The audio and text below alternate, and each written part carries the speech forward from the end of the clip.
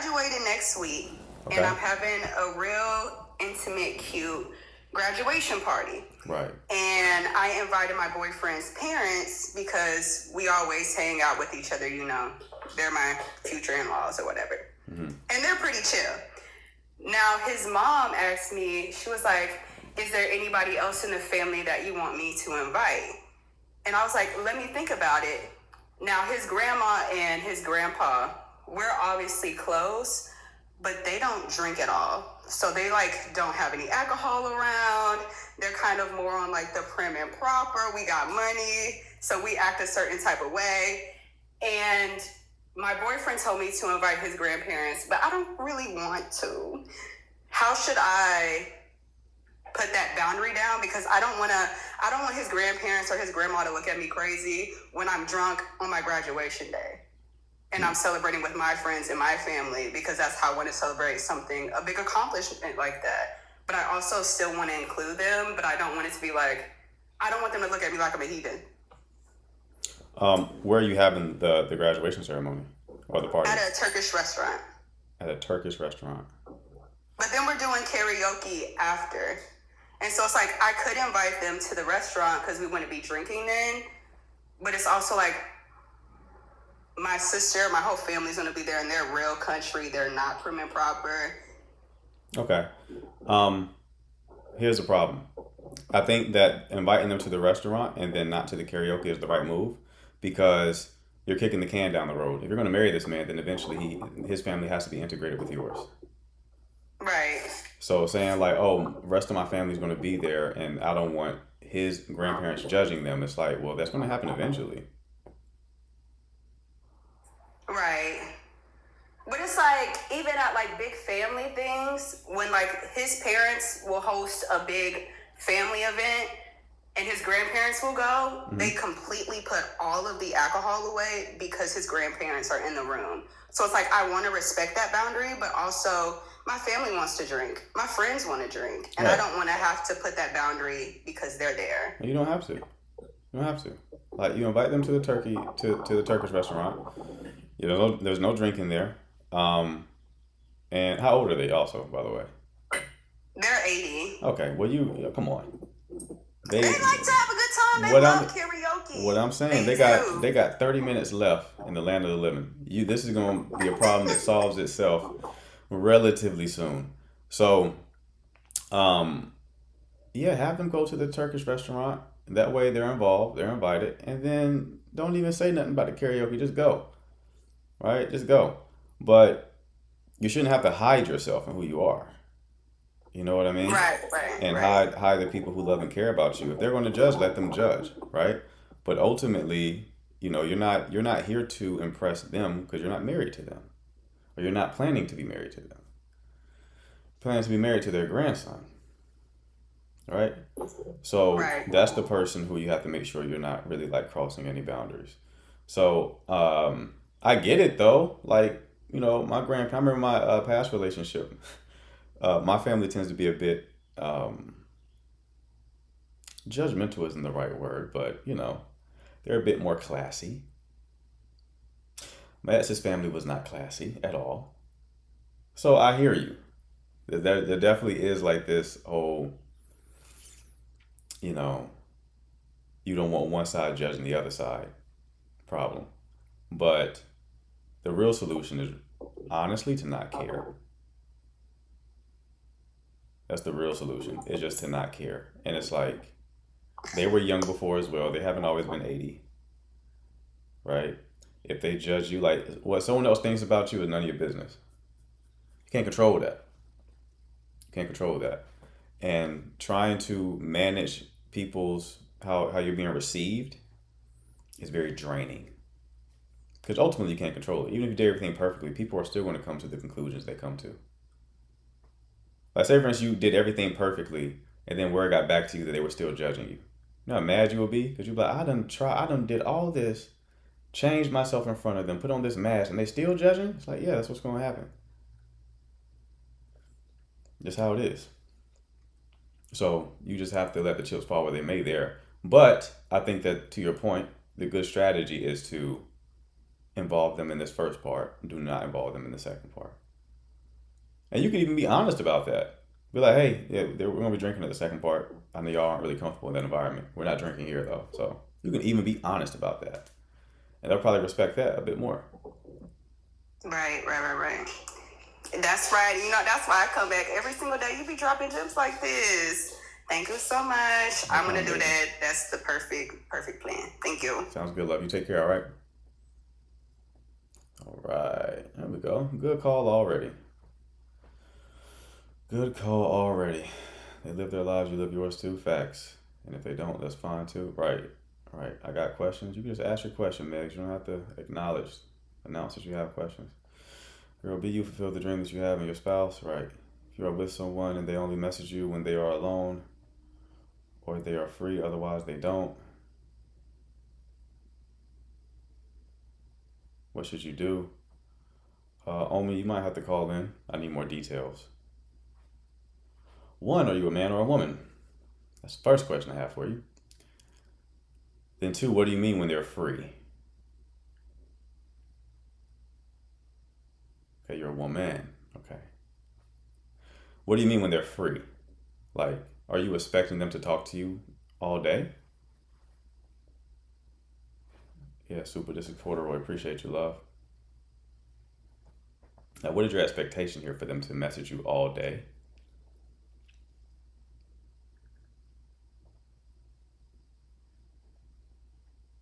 I'm giving the first 5 people to inbox me privately with great. I wonder how frequently that works with these body counts. Like, I'm paying your rent. If you message me, God did. How many people do you think rush to say God did? He's not consistent. Yeah, you might have to call in, love. I have a lot more questions. So, if I were you, I'll call in. If y'all want a good, detailed answer, call in. It's the only way you're going to receive it. No way I can do that with you just typing in the chat.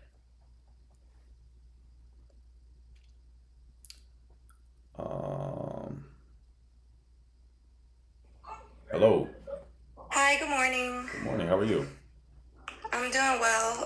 So my question is, how do I go back to being soft within my relationship with my husband? Our relationship has changed since having children, and I think it's mostly because he feel like I'm very capable, so he lets me kind of just take the charge within the relationship now, and I want to go back to kind of the way it was with me being, I don't know, just the more feminine and more soft within our dynamic. How long have y'all been married? We'll be married for 4 years come October. We've been together for 7 years. 7 years, 4 years married. How old are the children? My eldest is 2, and then my second is 2 months old. Okay. And you said that he lets you take the charge. What does that mean? So when it comes to the children, he lets that just go to me. Because like I said, I think he feels like I'm very capable. He compliments me with being a very good wife and mother.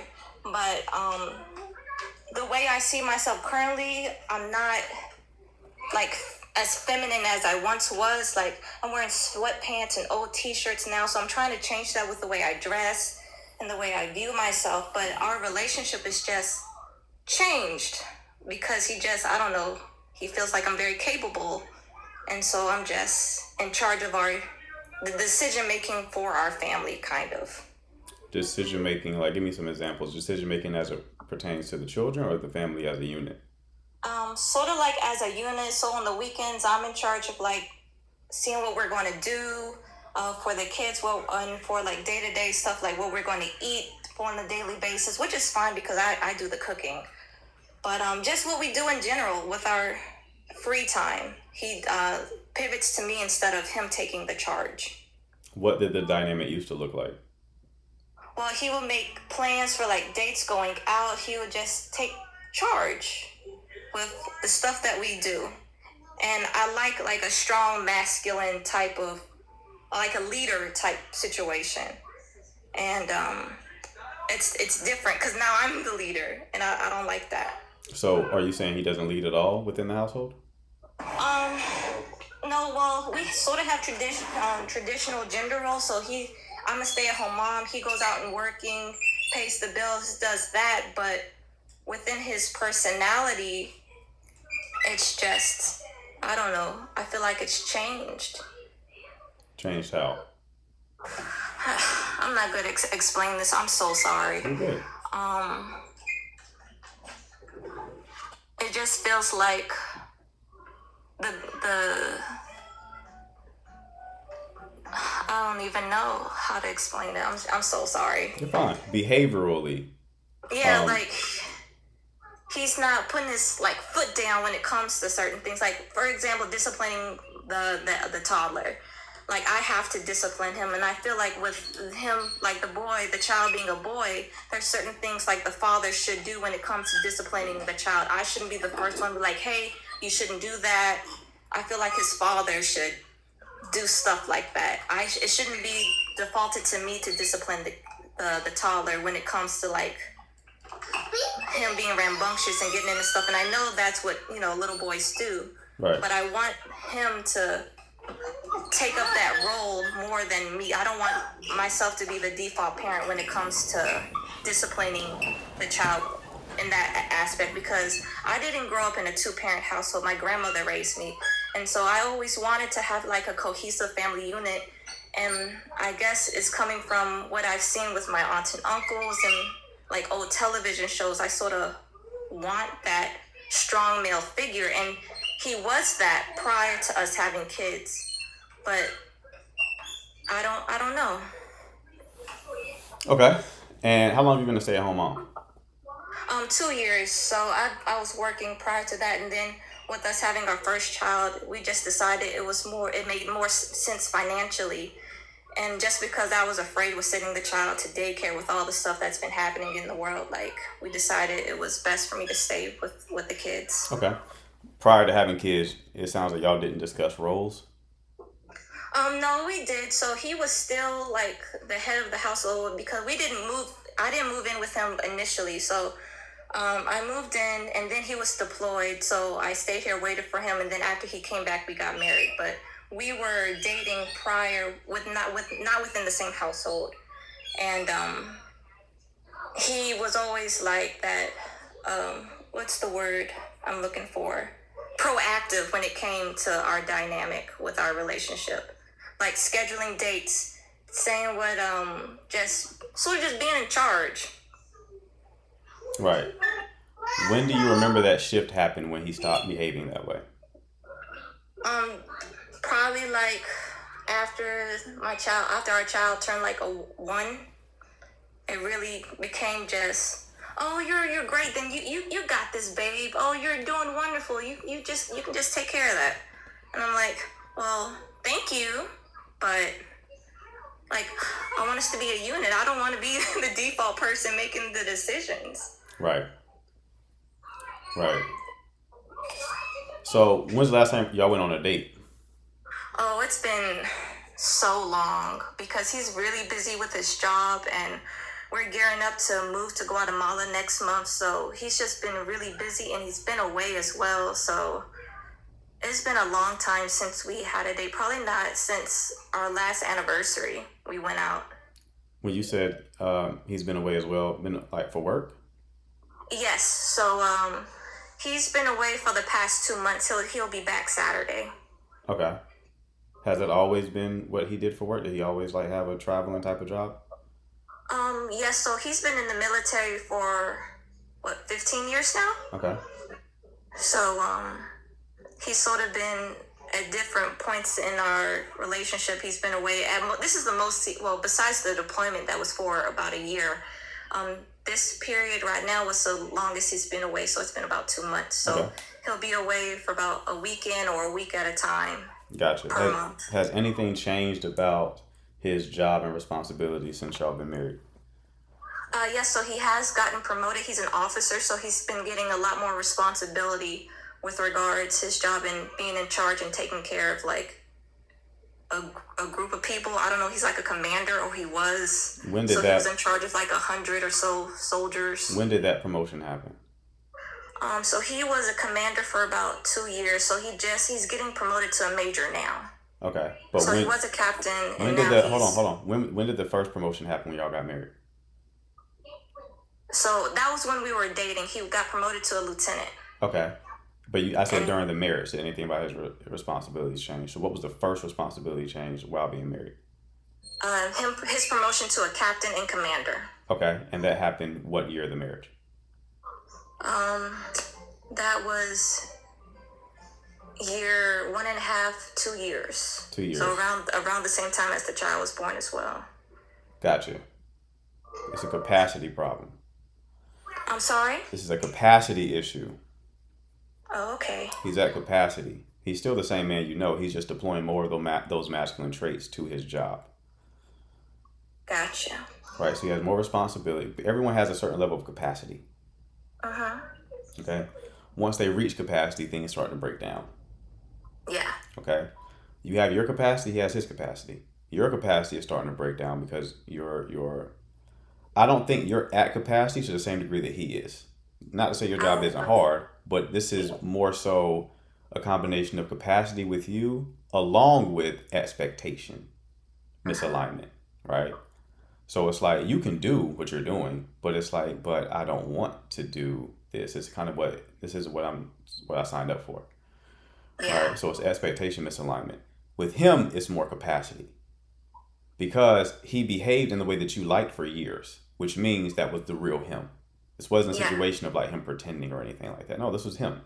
He's at capacity though.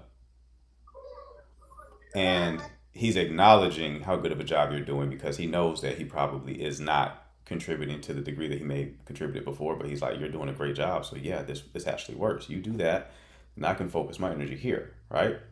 Uh-huh. Have you talked to him about any of this? I have kind of. Okay, what does that mean? We have our like monthly conversations about how we're feeling with our relationship and things we can work on. But with him, well, I'll tell him like, hey, this is how I'm feeling, this, that, and the third. And when it comes to him, telling me how I can do better, he's like, oh no, you're doing great. You're awesome. And I don't feel like he's an effective communicator when it comes to us having those conversations. Because he just thinks I'm great, and I'm like, I appreciate that, but I know that's not the truth. I know I have my faults. I can acknowledge my faults. And do y'all have conflict within the relationship at all? No, like we have a wonderful marriage. No issues at all. No conflict. When I say conflict, I don't mean fights, even though that does count, but just any kind of tension, like disagreements.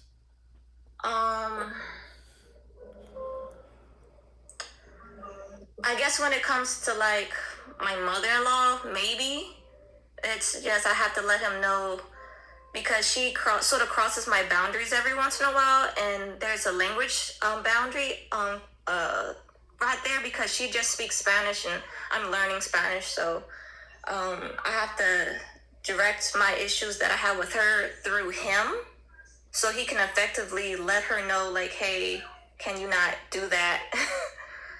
What does he say when you bring those issues up about your mother-in-law? He's really receptive because he knows his mom. He calls her a pirate. It's kind of funny. Right. So he's really receptive when I have to come to him for those things. Okay. All right. And again, what specifically did you say to him about this issue that you're having with your role that you're playing within the household? Specifically, what did you say to him? I was like, hey babe, so I sort of feel like the more masculine within our relationship. Remember how I used to dress? Like now I'm dressing according to my role, which is very masculine. I'm wearing sweatpants and oversized shirts just to get things done around the house with the kids. And I wanted to be like how it was before, wearing dresses. And so I bought some clothes and I'm looking more feminine. But the roles that I'm playing, I feel like it's more something that you should be doing. And I'm not saying that to be, coming at you or anything, dear.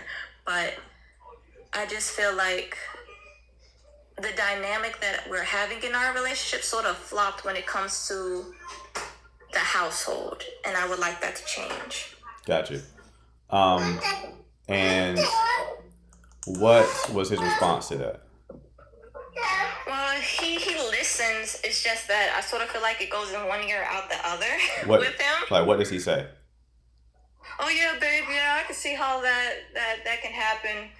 Especially since I'm not home often when it comes to like the kids and whatnot, and how you have to take charge to the like the day-to-day things for the house. So I'll try to do better. That's what he'll say. Okay. How often do you get to take a break? None. Okay, that's the real problem. That's the real problem. You're trying to solve the problem yourself while you're in it. The way you're describing the problem tells me the feminine recharge is like passive. That's why women like to travel and shit like that. Right? That's how the feminine recharges. When you're dysregulated and in an anxious state, you start looking externally for problems. You're trying to explain the feeling that you're having. So you look outside of yourself like, okay, well, I feel this way. Why? Well, we haven't been on a date, and then he didn't discipline the kids. So I think that I'm playing more of the masculine role. No, you're playing the feminine role right now. You're the homemaker. You're taking care of your children. You're nurturing them, right? You're taking care of them. What you're doing is the feminine role, right? Okay. So you need a break. That's what you need. You need a built-in break. So that's good the way that you describe the problem to your husband, right? But the thing that it was missing was specificity. You described a vague notion of playing a role and you want things to be how it used to be. Things aren't going to ever be how they used to be. Yeah. Right? You have to adapt to the new normal because you added new life to the dynamic, okay? So what you need is a break. So that's what you should explain to your husband.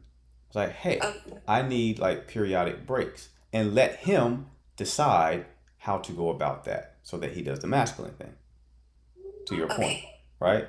So I'm leaving this to you to determine like how you foresee it, because that could be him hiring help. That can be him taking charge with the kids while you go to have a spa day, right? Once bi-weekly or whatever cadence you come up with.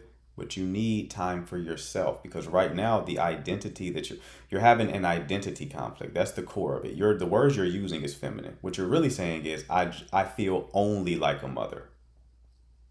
Yeah, that's right. You're right. Oh my God, yes. Right. I only feel like a mother right now, and I want to, but I'm not just a mother. And the only way that you're going to feel the reality of those other identities is if you create the space for them to breathe. You have to breathe life into those other identities, right? So you need a break so you can do so. You're 100% correct. Oh my God, thank you, thank you so much. No That problem. I wasn't able to like you said, put it into words, but you're exactly right, because I haven't had a break. Not since the children were born. Right. So thank you so much. I'll hop down. All right, love. You take care, all right? You too. All right. Y'all see what we can accomplish in just a 10-minute conversation? Imagine we can accomplish in an hour. If you want your 1-hour coaching call, it's an icon right here. Hit that at the bottom of the screen. Shoot me a message. I'll ask you about your situation. If I can help you, I will send you a link to where you can book your 1-hour coaching call. Okay? You see how easy this shit is for me. So, yes, Shorty needed a break. That solves the problem.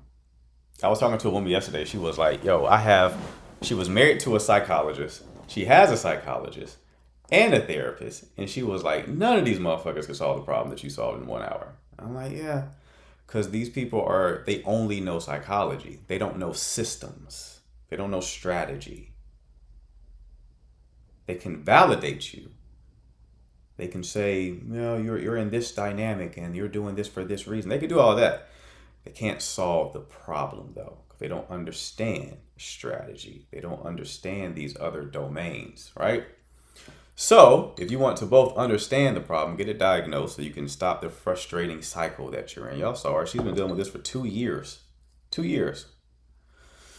Being drained. And if she had a worse husband, this marriage could have been kaput. Fortunately, they both seem to be good people, quality people, right? But a worse husband, this probably would have been a problem. Okay, so if you want to stop spinning your wheels, get your coaching call. All right. So is there any other callers we have? A lot. All right. A lot of people in the queue. Let's go one by one. Hi. Hello, how are you? I'm good. How about yourself? I'm okay. I had a question, kind of like 2 questions Right. regarding dating and relationships. I was in an 8-year-long relationship. We have a child together, and recently dealt with in the past year a lot of loss. I lost my basically my dad to me, my Sorry to hear that. grandfather, Yeah. and then so that kind of spiraled a little things. I was doing okay, but things seemed to go well in the relationship. But he had a cycle of cheating issues, and it was just I could tell, when that was about to come on. So I kind of I think I checked out long before. So when before when he did, I kind of just brushed it off because of our child.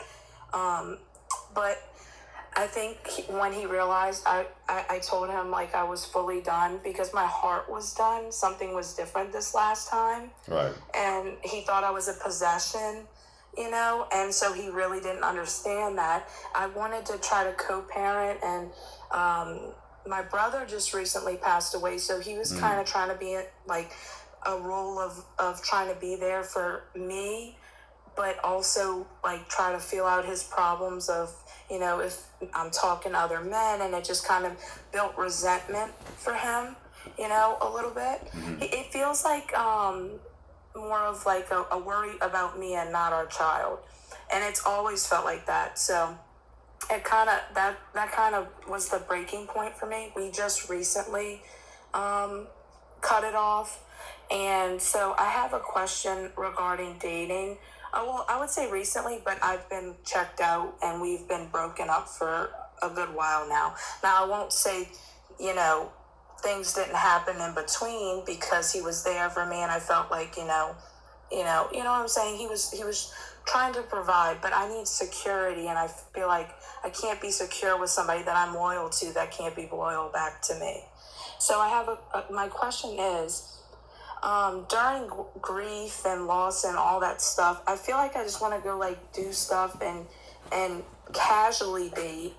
But do you think that is something smart? I mean, I was held down for 8 years, and it was a very toxic, tumultuous relationship. I kind of agree with the lady before, but in the sense of I did the sole providing for our child. Even when we lived together, he didn't give her much attention. It's more about me, he said, than it is about her. So I don't even know if co-parenting is on the table. He said he would have to let go first of me to co-parent, which is a red flag, for me at least. So I just wanted your input on that, and also I wanna go out and do things and casually date, but I don't know if it's the right time to, given that I lost my little brother in January, and it was a very traumatic situation for me. Or what do you recommend? I'm on all ears because I don't want to hurt myself more, but I also feel like I'm pouring from an empty cup trying with that relationship, and I can't do it anymore. And I've explained that to him, but I don't think no is the right word. So I think he feels like that there's a little hope, but I've tried to explain that there's no hope left. Gotcha. Okay. How old are you? I'm 27. And you've been in this relationship? He's 10 years older than me. We were together for 8 years. Okay. How did you meet him?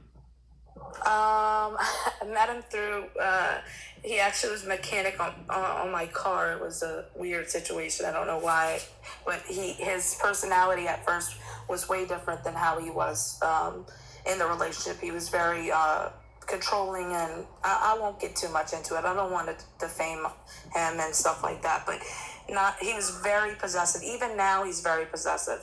I went to the hospital a few weeks ago for 24 hours, and he showed up to the house and looked for me, and he was saying he was looking for our daughter, but really he knew where she was. So it was just a lot of, it's still a lot of toxicity there. Okay.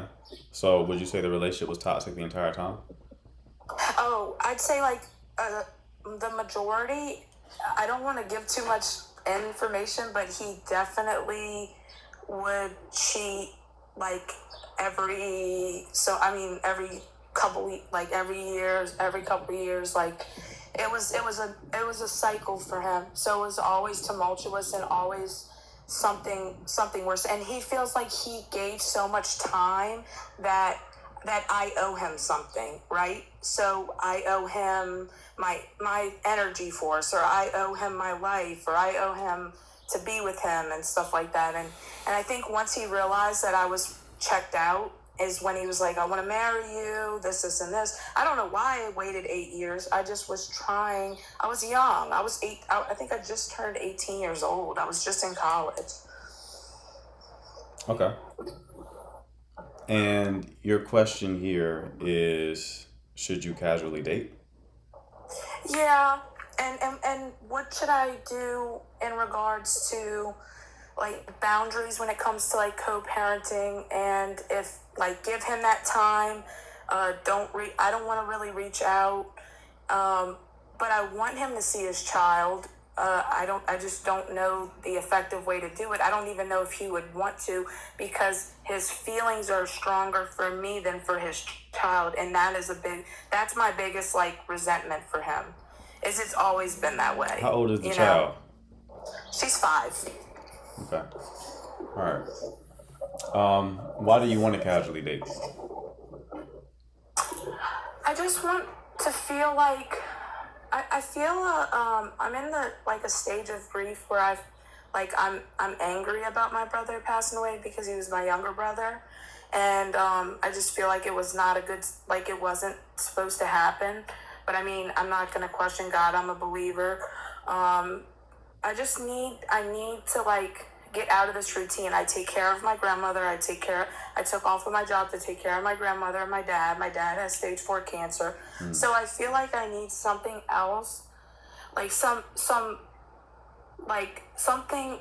for me to do that I'm not like sitting here going crazy over, thinking about the loss and thinking about what I saw when my brother passed. You know what I'm saying? Like, I just traveled for like a couple days, and it was fun, but you know, obviously I just feel like I want to casually date just to see what happens and see who I can meet and go out there. But I don't know if that would be a problem at this point, you know?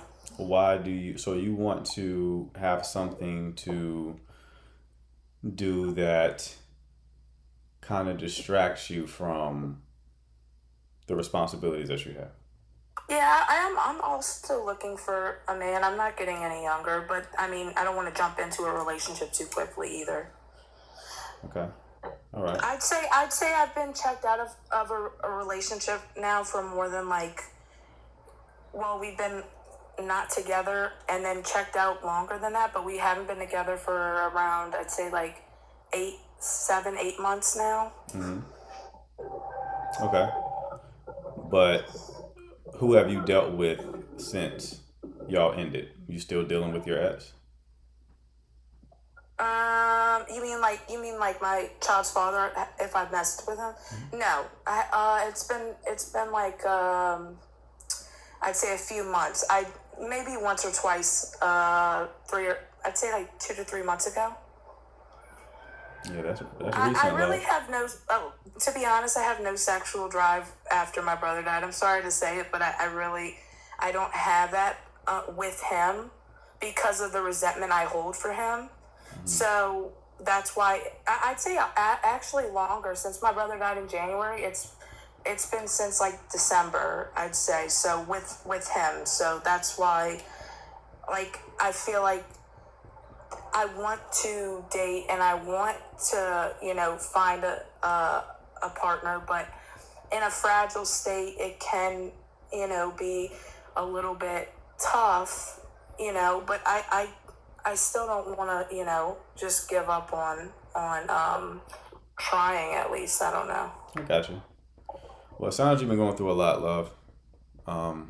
Toxic relationship, a lot of death, a lot of traumatic experiences, a lot for one person. But I will say this, your main problem here, outside of the life situation that you're in with losing people that you care about, is you don't know who you are outside of a romantic connection. Exactly.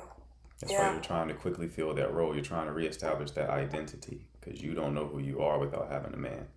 That's true. And especially since I've matured, you know, since I've become a grown woman, like a woman over 25, 26 years old, you know, that has mentally matured. but the problem that this creates is it makes you desperate. It makes you need a man. And when you need a man, you can't choose a man. You can't need someone and choose them simultaneously. You can only choose somebody. You're saying it exactly, but this obviously was not something, this was not your way of thinking, right? So I really want this to land. If you need someone, you can't choose them.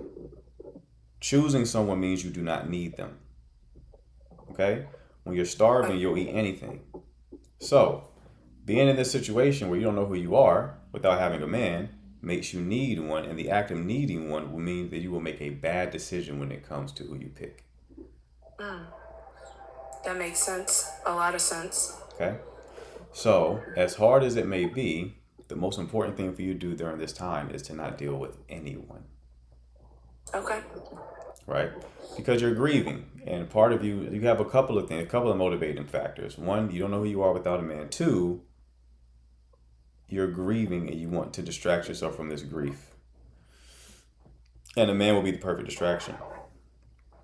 And now when I tell you not to deal with men, I mean like none right now. That means your ex included, because part of you is going to want to still deal with him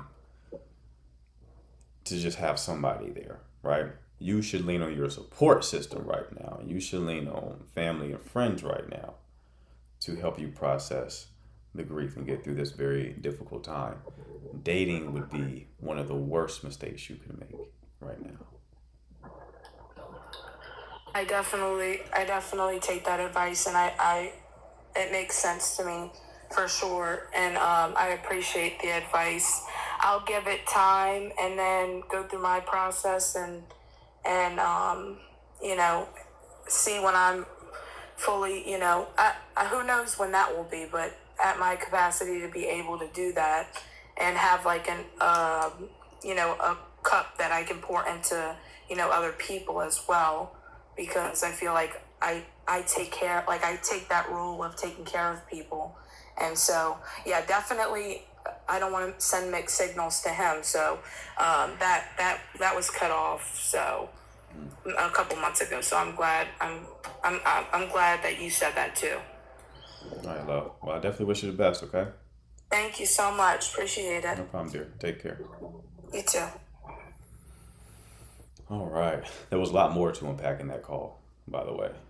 We just really scratched the surface. But there's only so deep I can go into these lives. So if you want a deeper exploration, built out strategy, get your 1 hour coaching call. This icon right here, hit that at the bottom of the screen, shoot me a message. I'll ask you about your situation. If I can help you, I'll send you a link to book your call, okay? All right, who else do we got? Let's eliminate the matchmaking people. Get them out of here.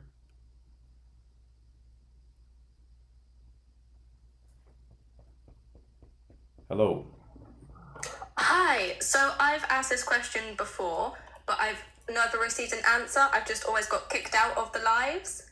I have a friend who's very highly achieving. She owns her own business. She works 10 hours a day. She works out 4 hours a day. So she's quite in her masculine energy. So I'm worrying, like, how can she come about dating? Because she comes across these guys and they complain about working 8 hours and then don't even go to the gym. Wait, so she says she works a full-time job and she works out?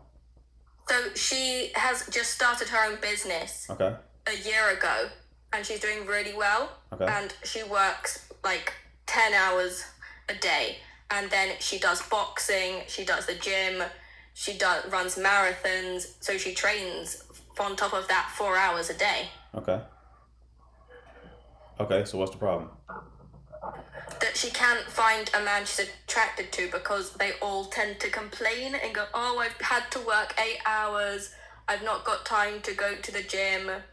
So she doesn't find them masculine because she's quite masculine.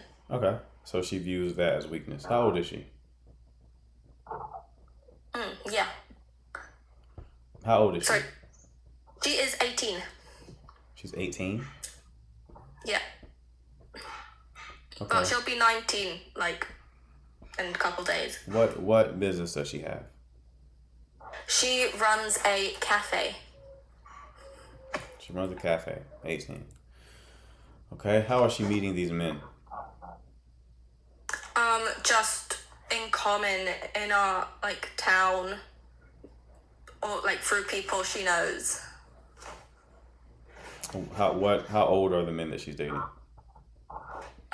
Between, I would say, like, the ages, 25, well, like, 23 to 27, maybe? Okay. And why is she doing so much? Because it's her dream and she's been given the chance to fulfill her dream that's opening her business, and then she loves to train, so. Okay. Well, yeah, I mean, this is going to be a very difficult problem to solve because she's 18. So the men in her age range probably are not going to have gone through enough struggle to obtain that masculinity. Masculinity is something that you grow into. It's not something you're just born with.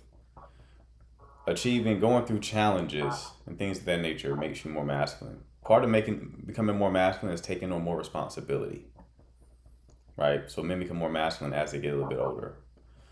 So her trying to date like a 20-year-old, 21-year-old, like that's unlikely to occur.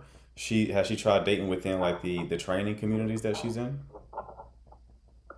Yes, she has, but they only think about training, and their work life tends to be a mess. A mess how? As in that they're between jobs, they don't like anything, they're not organized. Okay. What do her parents do for a living? I'm not sure. Does Her mum does something because her mum's Japanese. I think she teaches Japanese online, and her dad's German, so he does some sort of German banking thing. Okay, so she's well off. Yeah. Okay, yeah, that's the problem. She's well off. 18, running a cafe. She didn't do that herself. She had help. So she is judging the men who don't have the help that she has, and then taking too much pride as if she's self-made when really she had assistance. She has a pride problem ultimately. Her problem's not that they've not got anything; it's that they don't have ambition. I hear you, but she still has a pride problem, right? Her parents, where she comes from, has allowed her to skip stages, right? And she's judging people who probably haven't had the same type of support as being lesser, right? Because here's the thing. She can judge these men fine, but if she does encounter the men who she would want, he wouldn't want her. Because who wants someone who works and trains all the time? It's not sustainable. Fair point. It's not sustainable. If she found her equal, they wouldn't even be in a real relationship. Someone would always be doing something. And the new complaint is you don't spend enough time with me. So there needs to be some sort of polarity within a connection. Polarity is asymmetry, meaning that you're playing different roles, right? She would probably need someone who's a bit more go with the flow because she's so type A. She wouldn't work with another type A person. Their respective ambitions would pull them apart. So she's chasing after a fantasy because she thinks that's the solution to her problem, but she's never tasted it.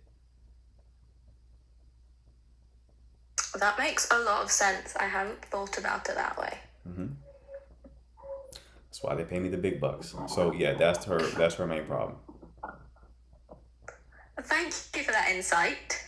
No problem, love. Why were you kicked out of Lives for asking that question? Because they kept saying, "You are that friend. You are that friend," and I'm engaged. And as soon as I brought that up, they would get mad and kick me out. Mm-hmm. I got you. Yeah, they probably just know how to answer the question. But yeah, that's it, love. So I will share that with her and then see how she receives it, okay?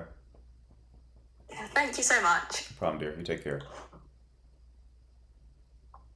Good questions today. I'm actually thinking about sporadically doing the evening lives just because the quality of the questions in the evening lives are just not good.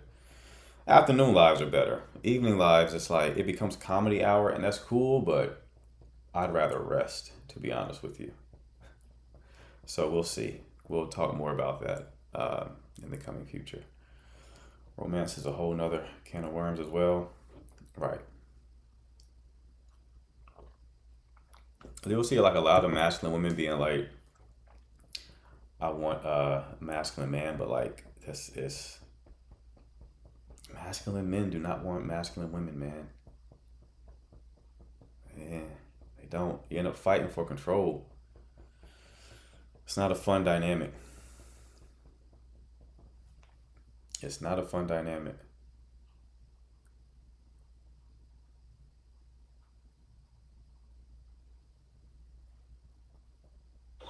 Yo, Oh my God, I got lucky. Wow.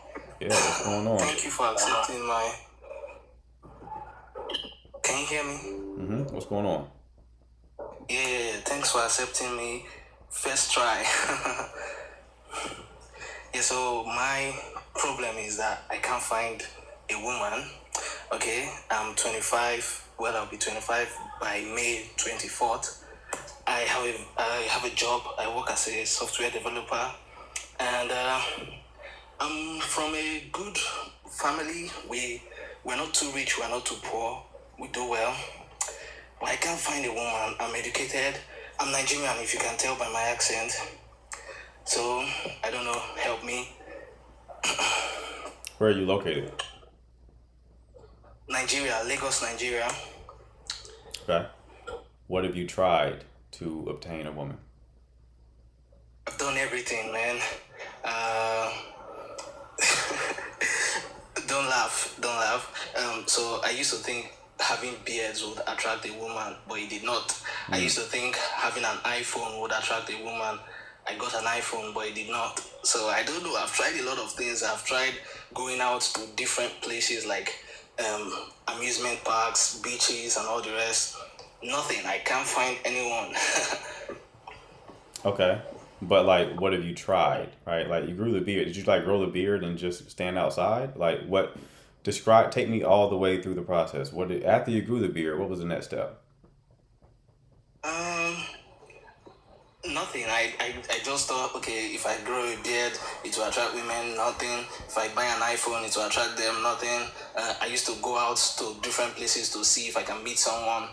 Nothing. Nigeria is quite poor, so those places are expensive. You won't see many people there. So Okay. Are you talking to women with the beard?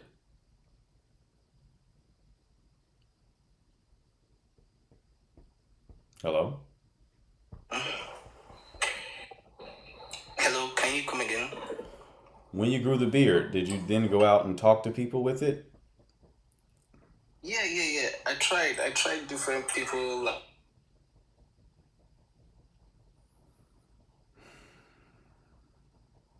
But they shoot me down every time. I don't know why. Okay. So when you go up to a woman, what do you say?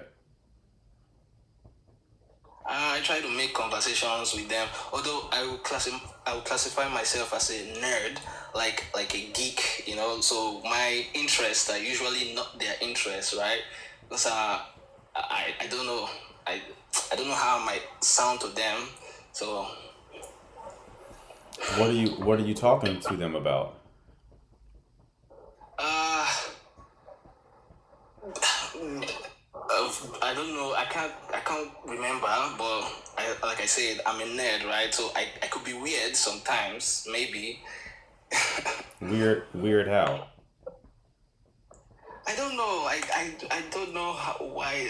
I just can't tell. I try to be funny. I try to crack jokes. Nothing. It doesn't work.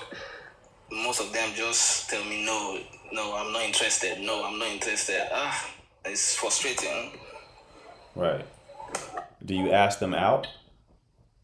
Yes, I do. Okay. And then when you ask them out, they turn you down? Yes, yes, yes. Okay. So when you say you're a nerd or a geek, are you like talking to them about nerd and geek topics? No, I think maybe it's my dressing, right? Because I dress like an old man. My friend used to say that I dress like an old man, whereas I'm just 25 years old.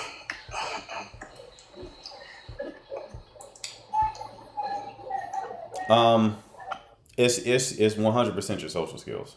Like this call, like Okay. I've internally yawned 3 times talking to you. It's your social skills. You have to work on your social skills, right? So you have a lot of nervous energy, like the laughing that you're doing, nothing's funny, but you're laughing because of the nervous energy that you have. You're probably doing something similar to the women that you're talking to, right? So you have to work. How frequently do you talk to people? Not just women you're interested into, but just people in general. How frequently are you having like just socializing? Barely, I barely. So, because I quit my job last year, Okay. so I've been at home working from home. So I Gotcha. haven't had like social interaction in the past 6 Gotcha. months, 7 months. Okay. That's where you need to start. You need to take a step back, right? Because think of it like a pyramid. Yeah. Social skills are like up here. I mean, excuse me. Dating skills and like flirtation skills are up here. Okay. But below that, the foundation is social skills. So you're skipping social skills and trying to go to dating skills. Can't do that. The people who can flirt the easiest and generate attraction the easiest are people who also just can talk to strangers and have stimulating conversations. Okay. Because flirtation is harder than just talking to strangers. So you're having a hard time with the first piece and you're trying to skip a step and jump to the second piece. No, just start having conversations with people first. Okay. Socialize a bit more, okay? That kind of conditions your nervous system into like dealing with people, all right? It makes you a bit more comfortable with dealing with people. And a bit of that comfort will translate to when you are talking to someone romantically. In addition to that, following this strategy of just talking to people may position you in a place where one of those people you talk to just socially, you end up dating, Okay.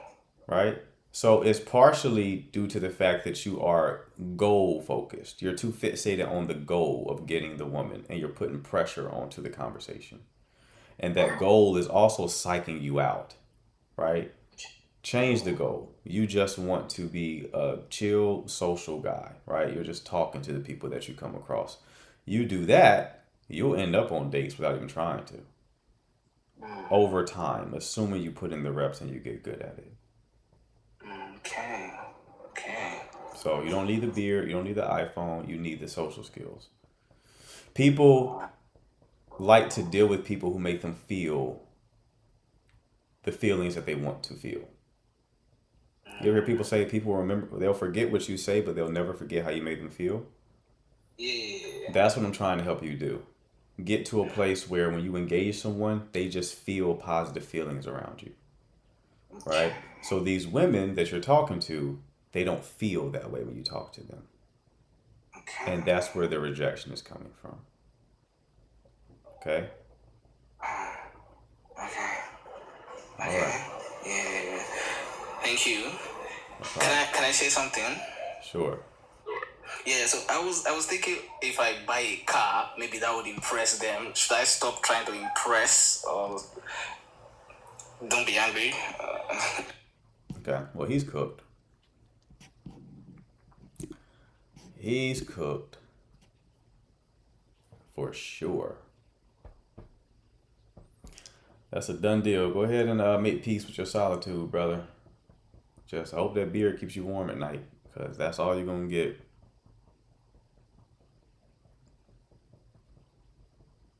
Is that typical with Nigerians? Hannah, answer. Is that typical? I see people complaining about Nigerians a lot. Is that typical? 'Cause that shit went in one ear and out the other.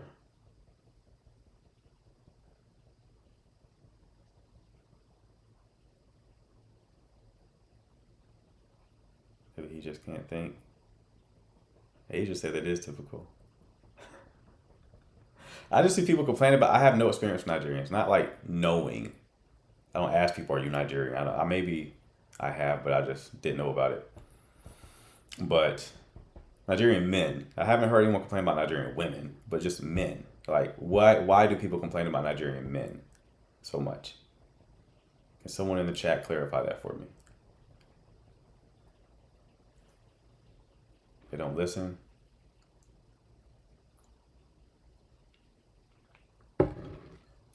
That's what happens when you raise kids strictly on obedience. So you think it's they're just rule followers, Hannah? Is what you mean? It's a cultural thing within the household. Love bombing and cheating. Really thought he was trolling. He possibly was. I hope he was trolling. I hope that's not a real situation. The women are just as stubborn. Danny's throwing shots at the woman. I mean, Hannah, what you got to say about that? Danny's making accusations right now. He's saying the women ain't no better. What's going on? They think money is everything. Think they know it all. Okay. I can be stubborn, but I am extremely loving. Okay. Do you think the stubbornness, Hannah, is also culturally significant? Love bombing, aggressive, stubborn.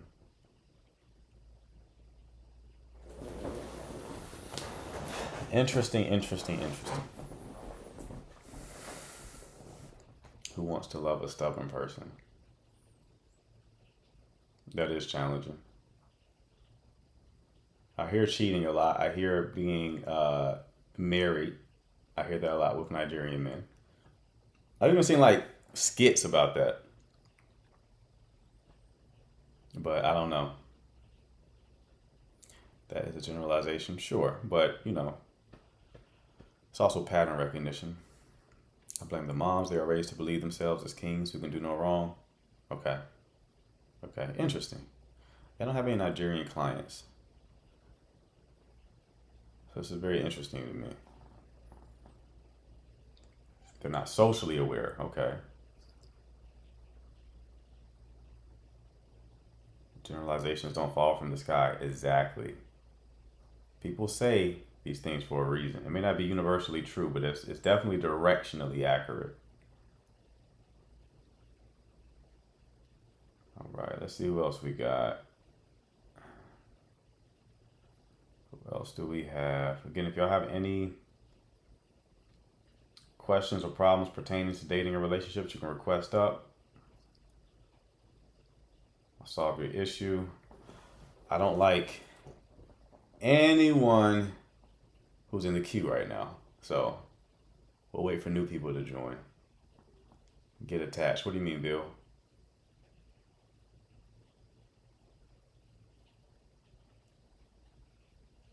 What do you mean by get attached? Were you just saying a random two-word combination?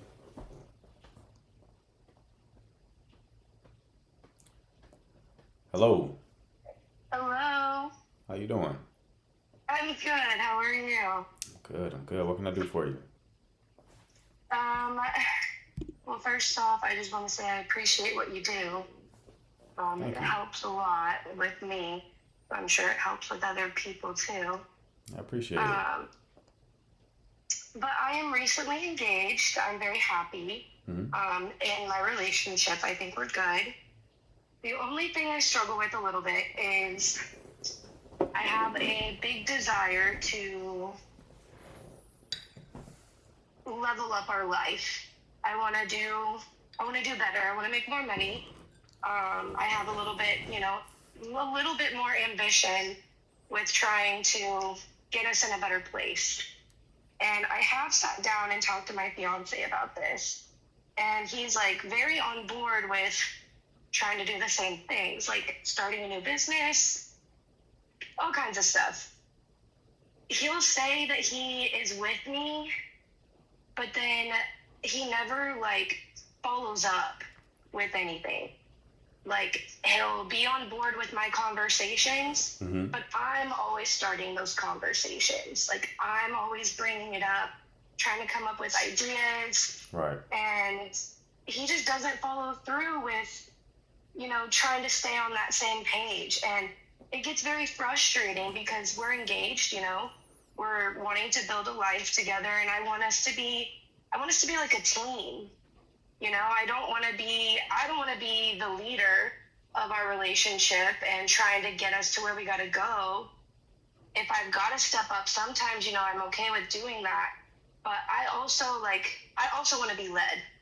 You know, I want to feel that same motivation and ambition from my partner. Mm-hmm. And he says that he wants to do it, but his actions just don't. The math isn't mathing. It's not adding up. Gotcha. Okay. So what is your question here? And what more can I do? Is there more that I can do?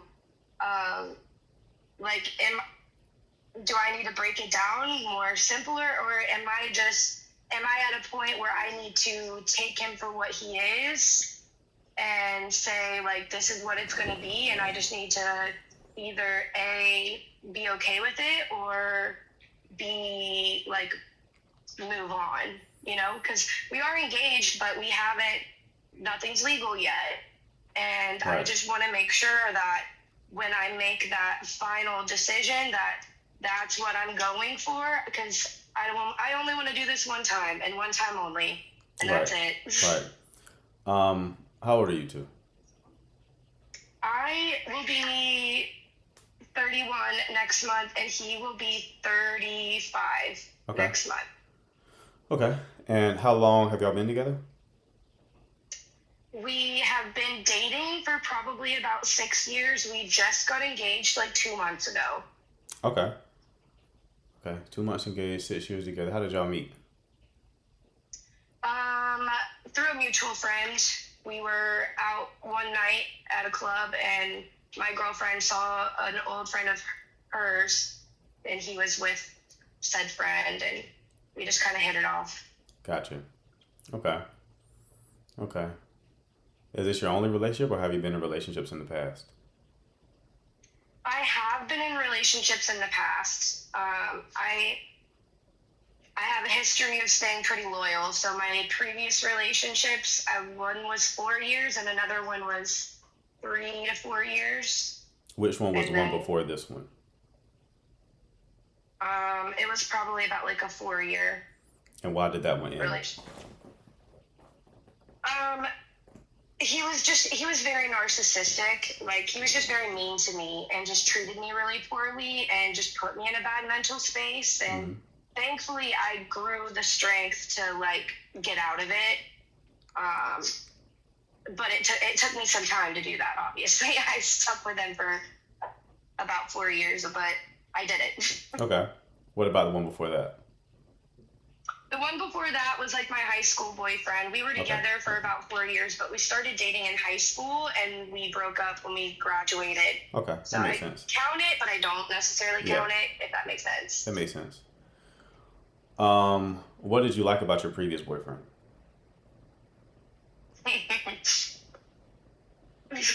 He made good amounts of money, and I know that sounds really bad, but he worked for it. Like, he found different ways to try and make a lot of money. He was like doing stuff on YouTube. He was getting his real estate license. He was getting a personal training certification. He was doing things to try and like help build himself up and make more money. And it was paying off for him, you know, like it was working. And I think I really appreciated like that level of ambition. He did not treat me in a good way. So that's why I ended up leaving. Like, he just didn't know how to be nice. Okay. And what do you like about your fiance? See, he knows how to treat me good. Like, he is so sweet. He is so nice. He's very, very attentive.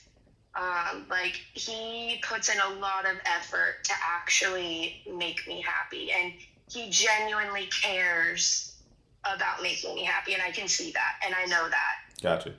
And when did you start complaining about this lack of ambition? Probably within like the last year or so. He was very supportive of me as I was going through a career change. it was a good career change. I'm in a better place now, and he was very like, you know, willing to sit back and wait till I got to a good spot. And now that we're there, you know, I'm good, but I want us to be in an even better position Okay. than what we are. How much time passed? Like, how long were you single before you met your your fiance? Probably like a year, Okay. maybe. Okay. All right. You're single, you meet him. And you had a career change when you said? Probably like 3 years ago. 3 years ago. Okay. And y'all been together for 6 years. Happy 6 years? Yeah. Honestly, like the first year and a half that we like dated, we really didn't take it that serious. We were both kind of we were hanging out with each other and we liked each other's company. It wasn't until like about a year and a half that we were kind of like, okay, maybe we should lock this down. We actually are happy.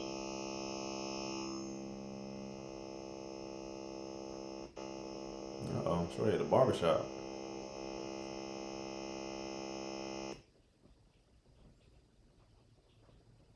Let's see if she comes back.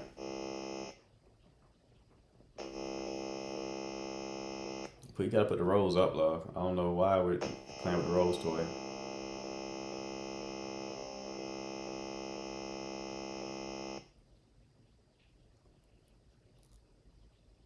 Let's give it a second.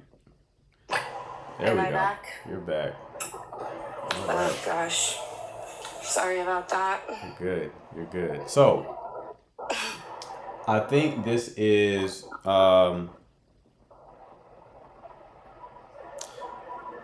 I heard somebody say once, you can have anything you want, but you can't have everything you want. And That's fair. that pertains to people as well, right? So, you have a good connection with your fiance. You, by your own admission, said that you're happy with him, right? But you're trying to fill in the gaps. You're like, well, I did like this about my ex, so let me see if I can like build a Frankenstein's monster of a man. You cannot. So there's qualities that you missed that his ex has had. But he's still loving you as you are. That's what you have to do with him as well. Right? Right. So, yes, he may make more money. He may not. But you've been with the version of him that doesn't make more money for the past 6 years. Right. And you've been happy with that. Right. Right? So you have to see if this is a non-negotiable for you, or is this something that like you just have to accept as part of the deal in this relationship. Which makes sense. I kind of felt like that's where it was headed, but you know, an outside opinion is always good. Were y'all talking about getting engaged before y'all got engaged? Yeah, you know, it had been talked about, and this is something that I've brought up a couple of times. I'm very open, and I like to communicate with him as much as possible, because harbored feelings just create a lot of resentment and tension, especially with me personally. So I like to be as open with him about where I'm at mentally and okay, stuff. but hold on one second. So like within the last year, a year before being engaged, y'all were talking about it. You said what? A year before you actually got engaged, y'all were talking about it? About like the ambition and stuff? No, about like being engaged. Yeah. Okay. This is partially also possibly you having cold feet. Okay. That would explain you being happy in the connection, but then once there's progression that's made in the relationship, now all of a sudden there's a new issue. Okay. Doesn't mean that it's not, valid, but the timing is suspicious, right? Because if you really needed an ambitious man, you would have already needed one. Fair. Very fair. So this is really connected to probably a deeper fear of like, this is it. And am I sure this is it? This is who I'm committing to? I want to get this right. I've always only wanted to be married one time. And if I get married to this person, this one guy, and this is the guy, like, what if he's not ambitious enough? What if we go through financial hardship and it's all on me? Those fears. So that's what's going on here. Okay? Okay. Okay, Well, I appreciate it. no problem. No problem. I kind of figured that's where it was headed. But you know, like I said, he treats me good, and at the end of the day, that I think that's what's more important than money. I just have a good vision for what I see for my future. And if that takes a little bit of extra time for us to get on the same page, you know. I would tell you this. This is something I've told women to practice, and this isn't really a behavior. This is more of an energetic resonance and orientation. Okay. You want to be a muse to the man that you're with. Okay. Part of the feminine is they can amplify a man's vision, right? But you only accomplish that, paradoxically, if you are 100% okay with where he currently is. Okay. So you have to accept him for where he is and then speak life over where he could be. But that has to be received on his end, like you just see this in him, but you don't expect it. You're not requiring it to come out. Does that make sense? The way that you've approached it so far is like, I need you to do this, right? It's kind of like critical and motherly. It's the opposite. It makes him feel like he's not good enough. When you do the muse approach, it's different. It feels different. It's like, no, if you were never to change, I love this version of you. But I also know you would crush it at that. It's different. It inspires. That's your role, to inspire. Part of inspiration is there's no pressure. That's good. Maj, clip that. Timestamp that. But that's true. Part of inspiration is there's no pressure. Okay? Makes sense. All right, love. So give that and try. Let me know how it works, all right? Thank you so much. No problem, dear. You take care. You too. That was a unlock. That's a big bar. Part of inspiration is there's no pressure, because that's true. People who inspire you, they're not trying to make you do anything differently. People who you look up to, they're not forcing you to do anything. If LeBron James inspires you to play basketball, he's not forcing you to play. He's just operating at such a high level himself. It inspires you. So for a muse to inspire her man to do more, she has to create conditions where there's no pressure. This is the most mature advice I've ever heard on TikTok. I appreciate it, Brittany. Spread the word. Spread the word. That inspiration piece it probably didn't land yet for a lot of you. That's a huge fucking point for women. Okay. Finance is one of the toughest topics in marriage, so she needs to think it through. Sure, I don't disagree with that, but it doesn't sound like she's having fear. She didn't speak to them being in any kind of financially constrained situation. Fear is talking through her. That's different from, we can't pay the bills. I need you to get it together. Right? Different thing. That's where discernment comes in. But you're not wrong. That's one of the number one reasons for divorce, right? Financial difficulties.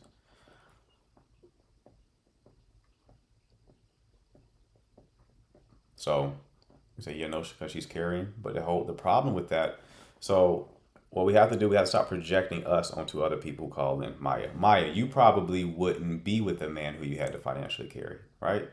You wouldn't even be with one. She has been with a guy who she's been more ambitious than for 6 years. She's obviously okay with it.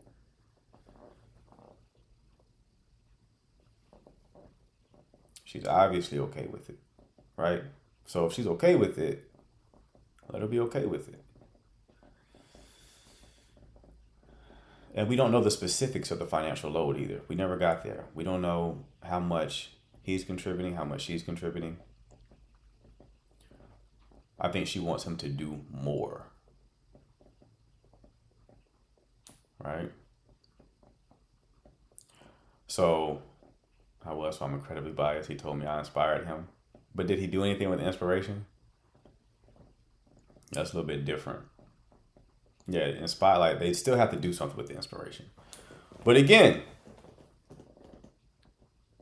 you're not doing this as a manipulative strategy to get them to change. You have to truly come from the heart posture of like, I accept you. That's why you can't just behave like a muse. You have to actually become one, right? You can't be trying to change the person. So anyone who heard that isn't like, okay, to get him to do more of this, I just have to be okay. And no, that's not. It's a heart posture thing. You have to genuinely be okay where they're at. Maya, it sounds like you more so settled with the man that you were with, and then you secretly resented him due to him not holding his weight. Right? But that connects to like the stage 1 and stage 2 orientation of like needing someone.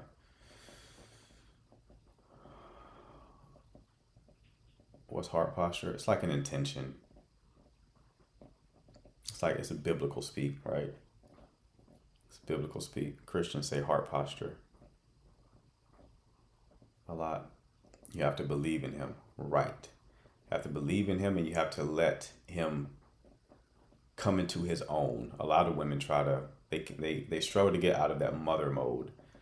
They default to mother mode, then also ultimately resent mother mode, right? A lot of women are very neurotic, and they try to micromanage their man because they don't trust he's going to do things to their liking, and they have to get over that shit because that neuroticism will kill the connection, and it will prevent him from ever like stepping into his next level. You can't hold his hand and guide him to it. You have to let him do it and trust that he will. It's an act of faith. It's an act of faith, but sometimes, a lot of times, that faith is what actually is the catalyst to him obtaining that. I think men can like feel when you believe in them like that, even if they haven't earned it.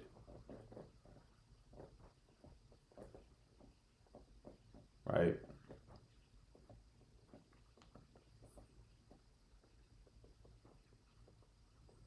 What about when they talk the talk but don't walk the walk and do it? Nobody got time for that. Well, super, using your specific situation, I think the mistake was made earlier in the process, just by who you chose.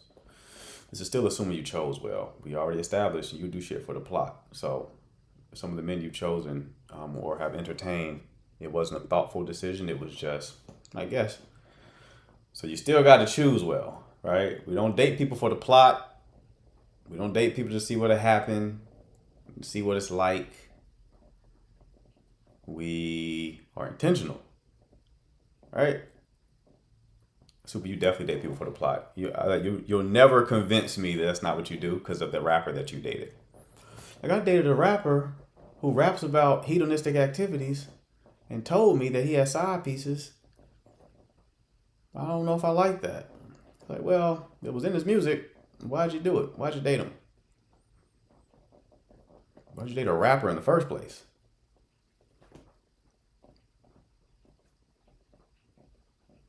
So yeah, I think you want to see what happens.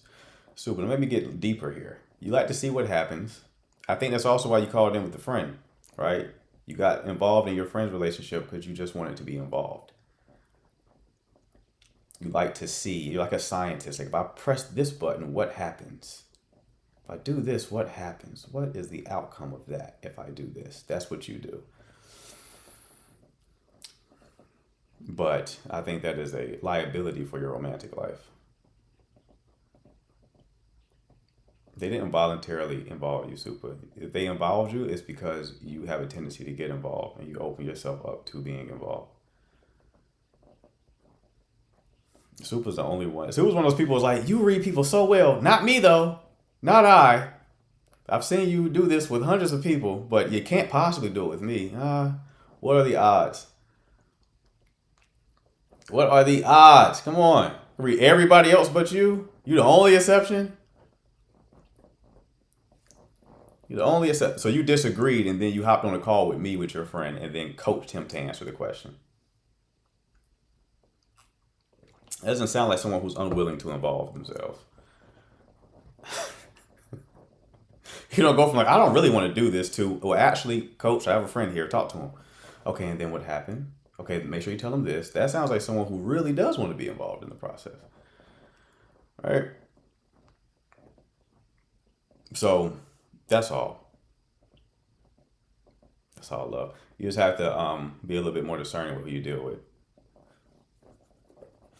Because it's a spectrum, right, Super? It's a spectrum. You know this because you read these books, right? You know what I'm talking about. It's a spectrum.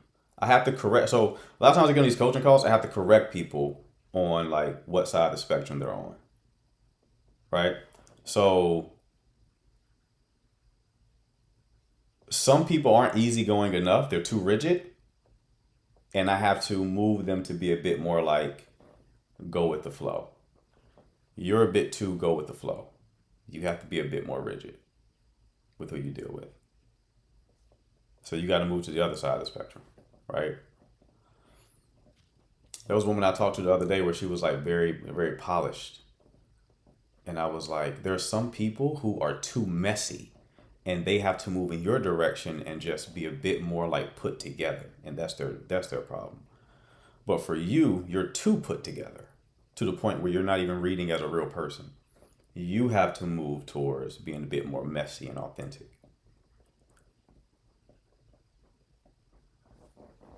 Right?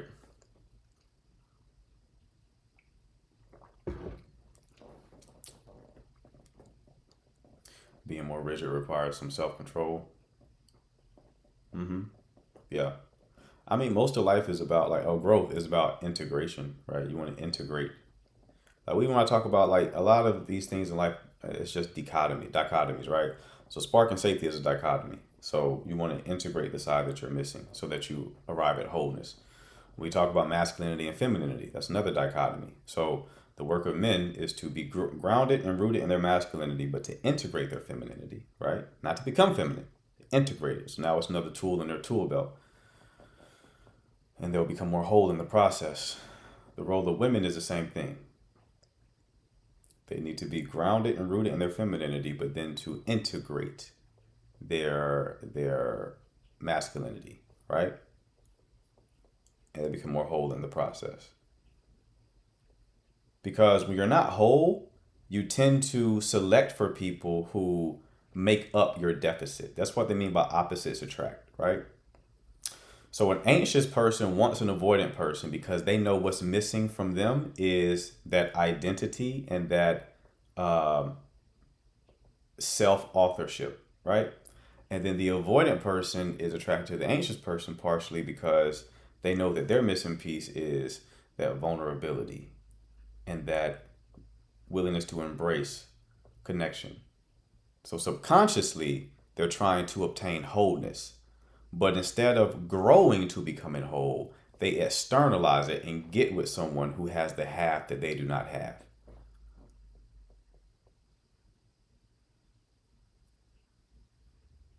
Better approach. You become whole. Now you're not making up for any kind of deficit. Now you can choose again. Not being whole makes you needy to a degree. You cannot need and choose simultaneously. If you need someone, you're not choosing them, right? But if you choose someone, you don't need them. Integrating and becoming more whole removes that neediness, right? So now you can actively choose the person and make a better choice. Because when you're needy, you end up in bad situations.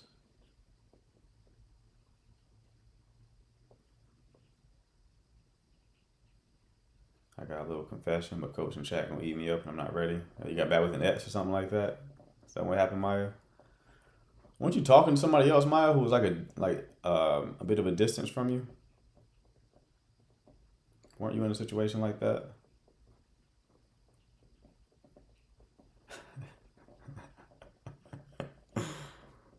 What's going on?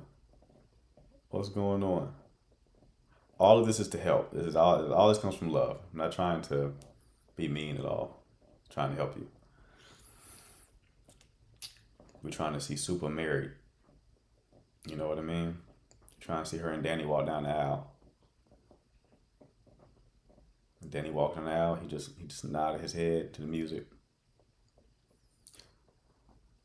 I could see him walking down the aisle to Danny, him nodding his head, and then he takes like the veil off. Your veil would be your locks. So he removes your locks. He like takes your locks and moves it like this, and then he goes, "What's up, Super?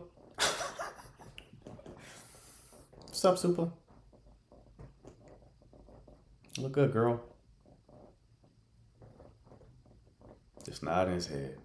I can see it. I can see it right now. I can see it right now.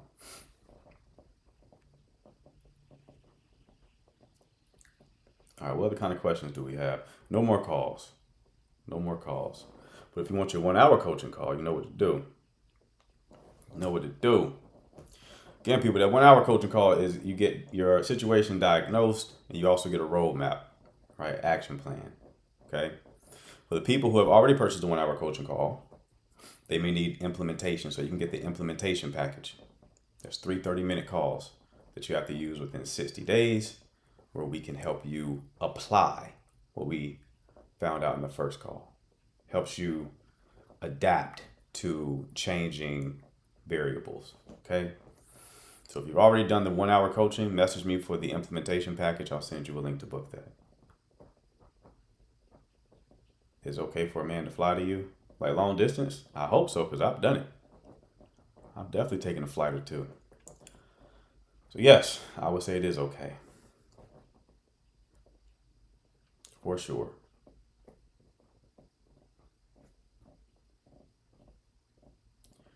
For sure.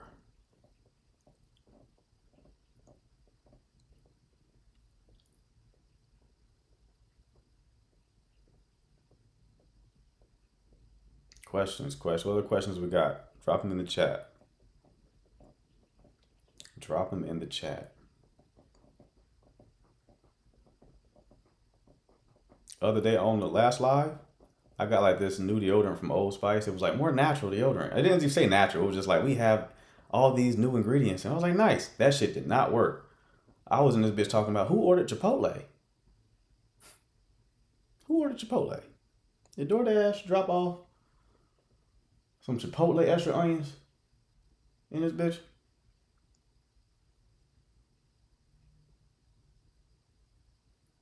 I got off live. I said, oh no.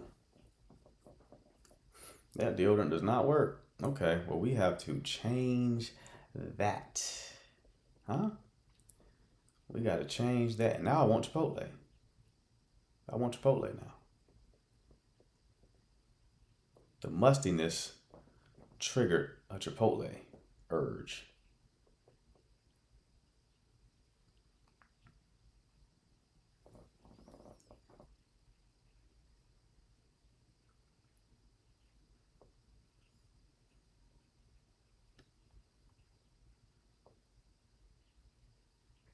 All right, who is this? All right, we'll see what's up. Yo. Hello. Apparently Sinbad wasn't available. I did say no more calls. Thank you, Kay. I got into it. That was a habit. Okay, you're right. No more calls. What questions do we have for the chat? Just put it in the chat before I get out of here. Harry's is a good one. I love their body washes too. Okay. How are the attachment styles integrated into the stages? Well, Cece, you got to book your coaching call, man. You're asking a lot of questions about attachment styles. Yes, they're factored into they're overlaid into the stages. Stage 1, anxious, avoidant, fearful, avoidant. Stage 2, there's an adaptation. Avoidant people tend to become more hyper independent. Anxious people tend to behave or take on more avoidant traits, even though they're still anxious. Stage 3, you don't really see anxiousness there anymore. You see more avoidant people and secure people. And stage 4 is secure.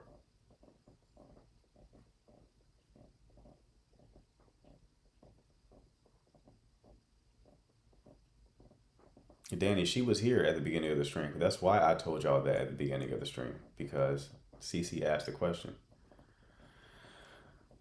So, yes, that's how the attachment styles overlay into the stages, Cece. How do you know when you were secure? You probably wouldn't have to ask. Thoughts on a 35-year-old man pursuing a 21-year-old lady? I don't know about that one. I don't know about, unless she, I mean, Gen Z does look old. Maybe he thought you were like 26, or I don't know if that's you that you're asking for, but I've been there. There was a woman I approached. She was like, I'm 22. She's like, how old do you think I am? I'm like 25, 26. She said, I'm 22. I said, oh, no, you're not. There's no way. I think I see a gray. I think I see a gray hair, love. What's going on? You eating your vegetables? What is happening?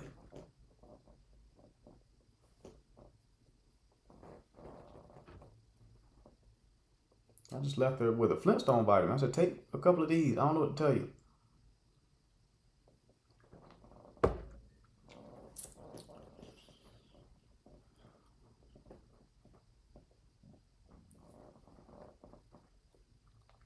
I don't know what to tell you. I went on a panel the other night and chat said I look 40. How old are you, Mike? You don't look 40, but how old are you?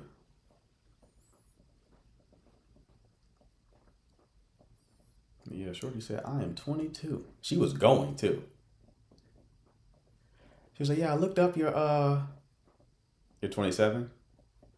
Okay, that checks out. I would have pegged you for like late 20s, early 30s.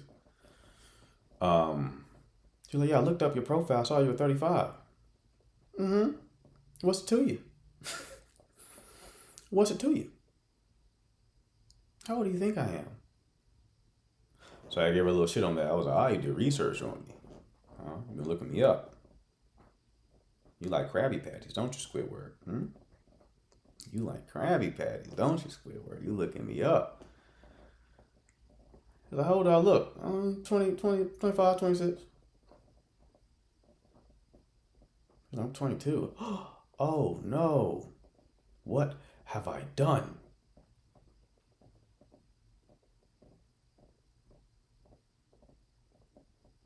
What have I done here? I think some people are lying about their age, possibly. Being in your 30s as a man is a weird position because you can date across a wide spectrum. A wide spectrum. I remember a couple of years ago, there was a woman who was 50. I was going to do it for the plot, and I decided against it. I was going to do it for the plot. Just for the plot. Just for the plot. I was on some super shit. I said, what would Super do? She would do it for the plot. I said, all right. I'm in there. Bring your old ass here. I also gave her Flintstone vitamins. Take some of these. I gave to a, the 22-year-old didn't want them, but you need them for a different reason. Kind of what would Super do exactly? You look kind of brittle. So, no, we never progressed into anything. But yeah, like in your 30s is weird. That's like, yeah, you can go old, you can still go young. You want to. Assuming you look good. I tell guys who are like in their 30s and stuff, like they want to date younger women, I'm like, you gotta look good. You can't not look good. You gotta be in shape, you gotta look good. Like, or you gotta pay for it. Because some guys just want to date younger women for ego reasons. They think it's like a status symbol. If they can pull a younger woman at an older age, it's like, yeah, I'm him for real. But I'm like, you gotta look good, bro. You gotta look. You can't look old. I was dating a woman who was 10 years my junior. I was a med student. And she was like, yeah, if you looked old, this wouldn't work. Like, if you looked old, this wouldn't. It ain't even an age thing. It's more like, how do you look? Do you look like you are that age? Or older than that age?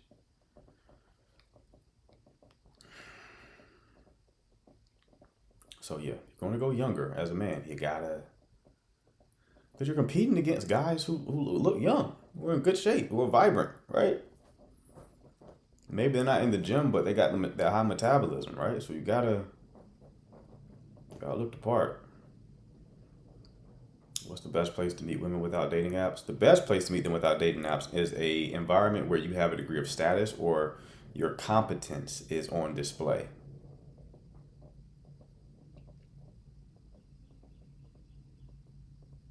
It's about how you look. If you're old but look young, doesn't matter to most, right? Right, 100%. 100%.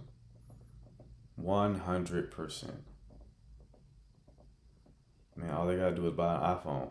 Yeah, buddy said, I bought an iPhone and got a beard. They still won't flocking.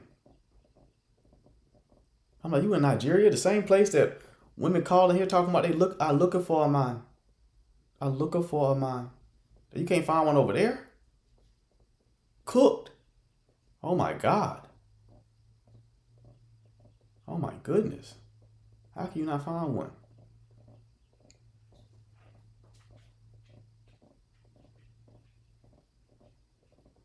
How could you not find one?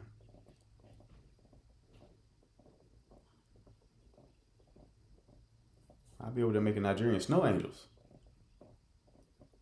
Huh? Like Prince Hakeem in that bitch. The royal meat is clean, sire. Thank you, Nigerian woman. I appreciate you. I'm due for a nap.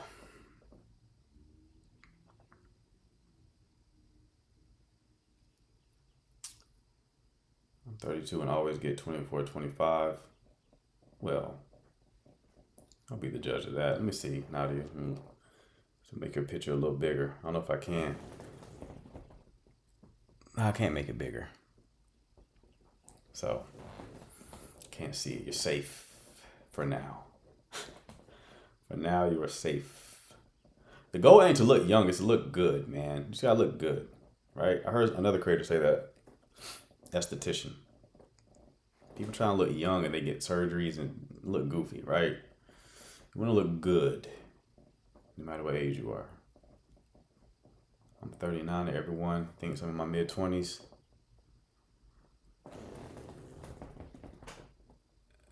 They're lying to you, Shalika.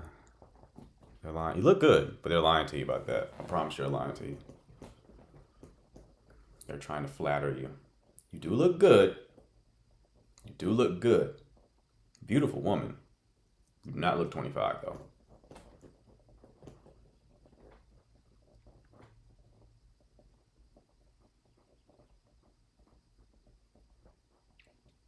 You can't it's bone structure shit, man. It be bone, you can't fake bone structure. That's where the age comes in.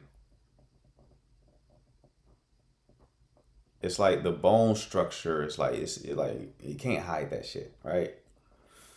But no, Shalika looks good. In fact, I think that my men in the chat, the single men, should shoot at that. Go look at Shalika's profile pic. Go ahead and do your thing.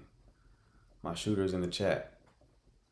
You know, who else we got? We got Shalika. We got Valentina, also attractive woman. Go ahead, shoot at that. Well, I want their DMs to be blown up. I know we got some fellas in here. Shalika. Okay, Shalika. Where you at, Shalika? Where you located? Matter of fact, people just put in the chat where you located. Maya, I know, is in Atlanta. So if you like Maya, if you want you a little fearful, avoidant cutie, go ahead and get Maya. Shalika is in Oklahoma City. Renee is in New York. Okay, Yvonne is in Boston. Christina's in Houston. Shooting hour, right. KJ's in Tennessee. Okay. Yeah. Elmo's in the UK. Niz is in California. Asia's in Ohio. Yeah. Yes, I need my shooters to shoot. My shooters gotta shoot. Preferably if you work with me so you know what you're doing. If you haven't worked with me, get the 1 hour coaching call first, guys. I'm talking to you, AK. Get the 1 hour coaching call first. Let me do my magic. And then your shooting will be a lot more effective.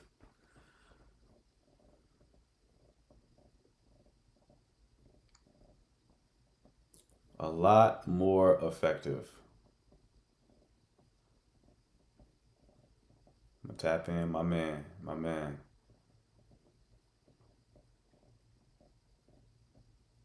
We got some pressure in this chat. We got pressure in the chat. We also got pressure with the lurkers. Y'all can't see the lurkers, but only I can see the lurkers. What you say, Danny? Right. Exactly. A lurker cast is someone who just watches, but they don't engage. Someone who just watches and they don't engage. So, shoot. If your finances can do it, like, ain't nothing wrong with a little long distance. You know, CC in California as well. They can see the list too, for real? Okay. Well, yeah. Look at the lurkers too. Lurkers be, check with me first, and I'll tell you if anybody's off limits. Check with me first. I would tell you if anybody's off limits.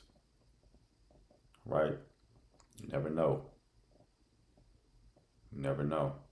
It's happened before. You know, sometimes people be like, you know, buddy from the chat was shooting at me. Oh, really, him? Because he ain't know what was going on. So, yeah, CC is the main one y'all should shoot at. CC is 41 years old. She's in California. She has 2 children. One is almost grown. The other one is 3 or 4. She has 1 black child, 1 white child somehow. Don't ask any questions. She's sensitive about it. She likes to take long walks in her living room on her goofy ass stepping machine that she probably got from TikTok Shop. And she likes to, you know, have engaging conversations also in her living room on TikTok Live. Okay? So,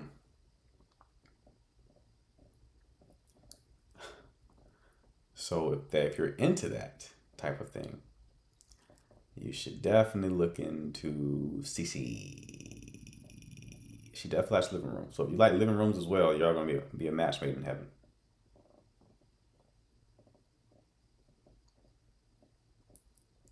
Match made in heaven. And by her stepping machine got to be goofy because I like giving CC shit. That's all. I like giving her a little shit. She's fun to play with. CC is a catch. Amen, girl. CC's a catch. Yeah.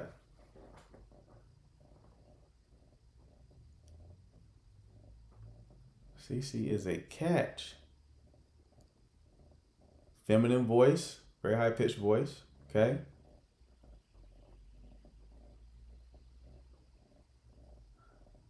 CC, they said they still haven't been able to catch you on live. She's like reduced her live. I don't know if she's trying to like correct because I called her out. She's like, okay, I'm going to reduce my live attendance by 50%. Because she used to be up there. My God. But not so much anymore. Maybe she's on Instagram live rooms now. Possibly.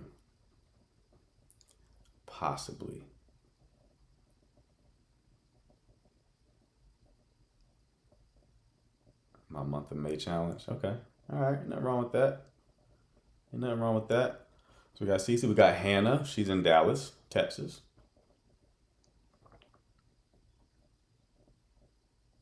She's abstaining.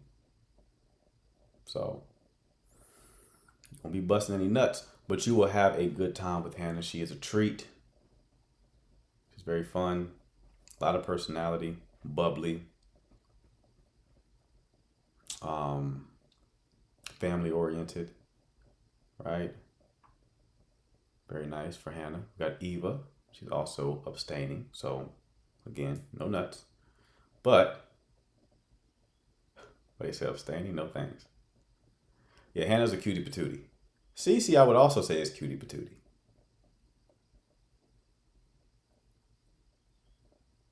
I would put both of them in the cutie patootie category. Eva,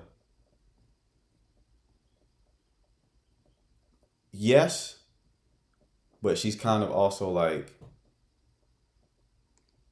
if it's like a spectrum, they're more extreme cutie patootie vibes.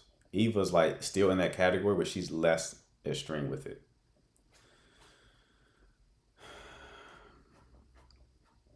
So yes, dating Hannah and Eva is like no nut November. So just know that. Okay? It's like no nut November all the time.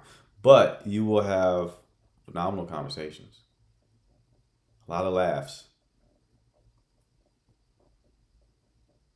Cece is not abstaining though. In fact, Cece's in heat. Quite the opposite. So do with that what you will.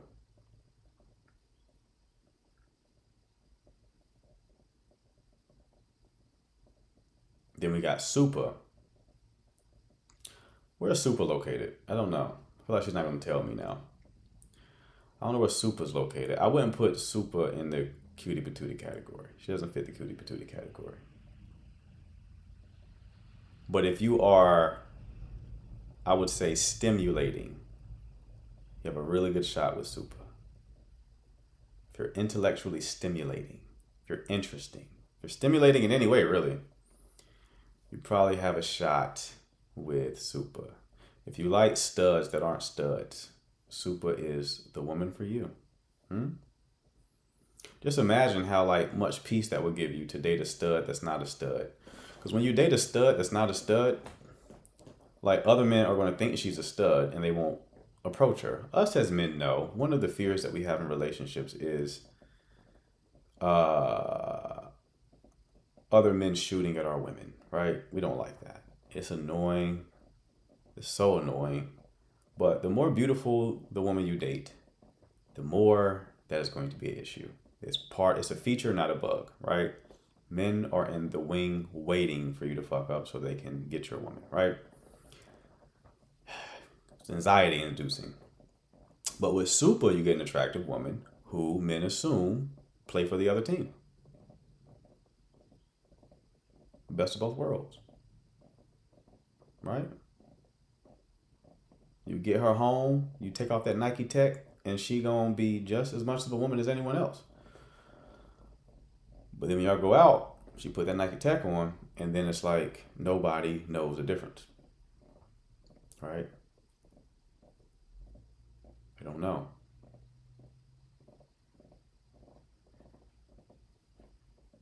So, actually a really good strategy, by the way.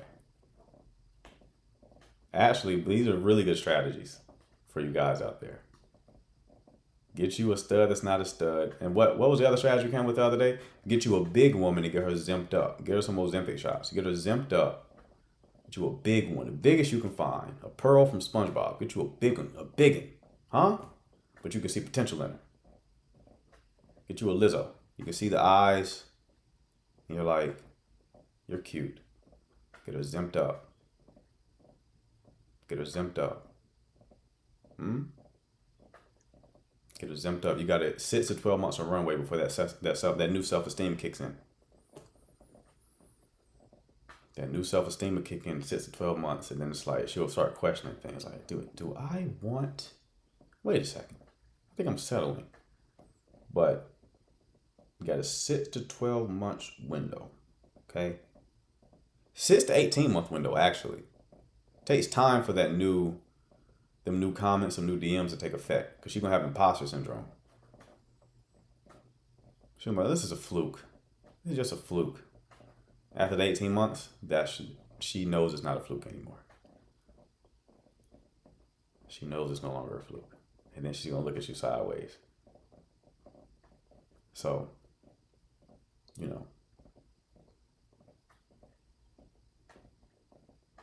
do with that information what you will. Okay? Is daily affirmation enough for high energy levels? What? No. Accomplish some shit. That'll give you high energy levels. Affirmations is like that's feminine. That's like women shit. Just accomplish some shit, bro. You'll have energy levels. Go lift something heavy at the gym. That'll give you higher energy levels. Look in the mirror. I am strong. I am important. I am valued. No, we're not doing that. Not doing that one. That's some Mel Robbins 5-second rule shit. Let the women nerd out on that kind of shit. Go accomplish something.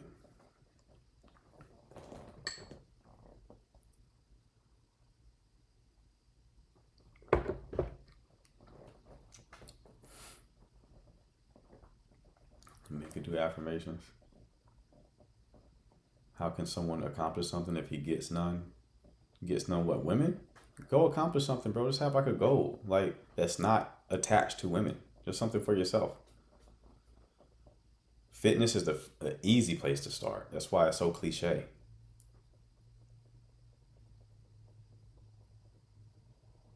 Affirmation is not going to help you build your masculinity. I promise you. It's not going to do it. Conquering, slaying dragons will, though. That'll help. That'll help. The mental health industry isn't oriented towards men. It's oriented towards women. Funny enough, therapy and stuff started for men. Men of war, right? Veterans. But then over time, it started shifting to being more feminine orientation. Women find it to be very helpful because women bond through talking and they process through talking a lot of the times, right? Men need to feel agency, generally speaking. Exceptions exist for someone gets weird in the chat. Generally speaking, men need to feel agency. Men become depressed when they feel like they have no agency. They have no control over their life. Talking about it is not going to help you, though. You have to do something about it.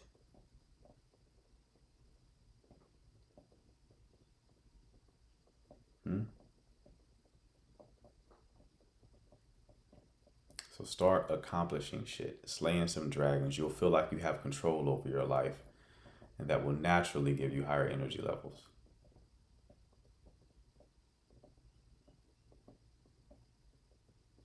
All right. We're on the same page. Cool. Okay, people, if you want your 1-hour coaching call, this icon right here, it's a button at the lower left-hand part of the screen. Hit that. Shoot me a message. I'll ask you about your situation. If I can help you, I will send you a link to book your call. If you're new here, make sure to follow. I go live multiple times per day. We'll see how long we'll do that. But I'll be live again tonight at 9 p.m. Eastern time. So if I didn't get to your question today, I will get to it tonight. Appreciate the mods. Appreciate the chat. I will see you all later. Take care.